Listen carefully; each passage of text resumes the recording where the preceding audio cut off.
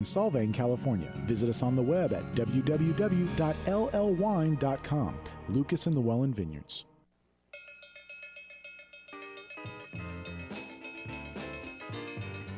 Live across America, Mike Horn and Paul Stern and What's Cooking on CRN Digital Talk Radio. Hey, welcome to the big What's Cooking program, Hour 2. I'm Michael Horn. Hello, Paul Stern. Well, hello, Michael Horn. An exciting edition ahead of What's Cooking.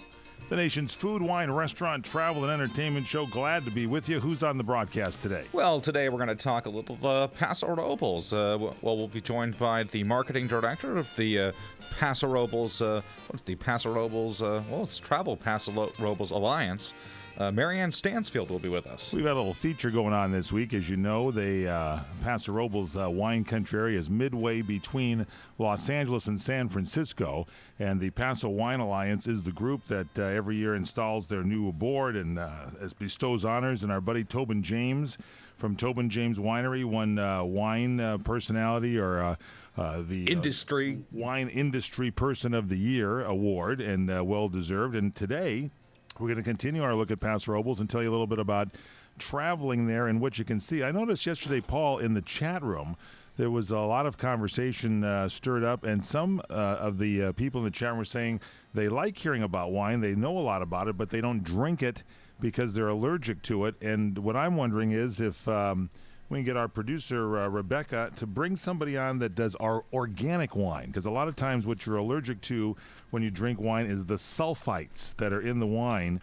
And so I'm wondering if we can get an organic wine person on and they remove the sulfites from the wine, and maybe we can get some listeners to try some wine without worrying about being allergic to it. That would be an excellent idea. Yeah. So, and by the way, I did not check today, but I know yesterday right at the end of the show, and I do apologize because I try to keep my eye in the chat room from time to time, and I believe, did the groundhog see its shadow yesterday? I do not believe it saw its shadow. I think the lovely Barbara reported that for us. No, wait a second. Apparently the groundhog did. Oh, did. Apparently I didn't read it correctly. That is correct. My apologies to the lovely Barbara. I think she said did see the shadow. So does that mean if the groundhog sees its shadow, is it that's 6 more weeks of winter, isn't it? I think no, I'm not sure that's what it means. Oh, come on. Now, today we're going to get an answer to this by the end of the show. And I hope I love it when we rely on our people in the chat room, but I hope we have a research department here. We get old Eric Joseph out of the newsroom there where he's covering all the cold news stories because it's freezing all over the place, and see if we can get an answer to this. Would be wonderful. I would love that. Can we do that? Did I hear a yep from Eric Joseph? Indeed you did, Mike. All right, please. Relay it to our audience. Who else? Yes. So in any event, we'll be traveling to Paso Robles today here on the program. In addition to that, we're going to talk with Christine Woods. She's going to visit us and talk about her role on Perfect Couple. Now, I love Christine Woods, and we will talk about her role on Perfect Couples. Yeah. However, Christine Woods also starred in the series Flash Forward, and they never really finished that series, and I want to talk with her about that. Very good. She was pregnant in that series, and I believe, I'll go even deeper because I've been, I don't want to say stalking her career, but following it. She was also played the role, I believe, of the president's daughter in 24. Oh, my.